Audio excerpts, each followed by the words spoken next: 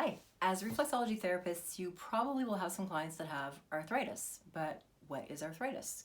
If you think about the roots of the words, arth means joint and itis means inflammation, so it's a group of conditions that involves inflammation of a joint. And we have three different kinds of arthritis that we'll see most commonly. The first one is osteoarthritis, and osteoarthritis involves, it was thought to only involve the cartilage, but now it actually is known to affect the entire joint. So cartilage, bone, ligaments, and tendons as well.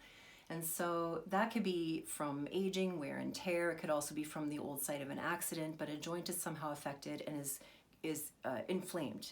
Okay, so it has inflammation at the joint. The other kind is rheumatoid arthritis, another really common type, and that's an autoimmune disorder in which the healthy cells, or the immune system's attacking healthy cells primarily at the joints, so the joint tissue or the joint capsule itself.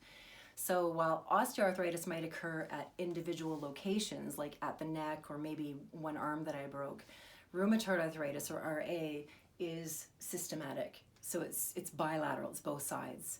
And then finally there's psoriatic arthritis, which is related to people who have psoriasis, and then that can also affect joints in the body as well as organs. So for working for reflexology with arthritis, in a way, it depends on what kind of arthritis it is, because we will work the immune system more for arthritis that is autoimmune. And so when we're working on arthritis, we want to have a full interview with our clients so that we know which body part is affected, how their range of motion might be affected, what degree of pain there is, not only so that we can track our results over time and know that we're making a difference, but also so we know which reflexes to work on. So if my client has, for instance, arthritis in the neck, then I know I'm going to be working the neck reflex and spending extra time there. So I can work on the neck reflex locally. I can work on the main head and neck reflex in the neck area. Remember, the neck does start below the toes. It's not just on the toes. So this strip along the top here, this shelf, is called the neck and shoulder ridge, which means neck is still the neck and it's the shoulder ridge. So we work for the neck a little bit lower than the toe, and we work all the way up. And you can go all the way up the neck to the head, which is the round part or the pad. And you can do that plantar. You can also do it dorsal. Okay, so bottom and top. So work all the way around the toe, especially both those big toes. And then if the arthritis is in the spine, within the spine or between the spine in the discs, then working more along this inside part would be pretty critical. So you can do that for all the toes, but the big toe is the biggest one. But let's say you have arthritis at a different site, like arthritis in the hands. We've got a couple of options there, because when we go to work the local part, we can work the local part via a reflex. And in advanced reflexology, we learn extra reflexes for those students who have taken that with us.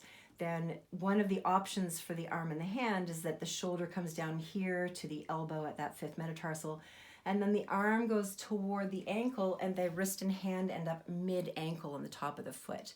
There's another one that's on the bottom of the foot. So these are both hand reflexes in advanced reflexology. So you might not have known those ones, but you can work those two reflexes as the hand.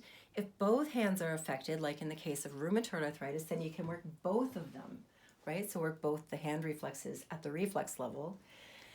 But a trick that I use a lot is using the entire foot as a body reflex for the entire hand, in which case the foot is a reflex for the same side hand.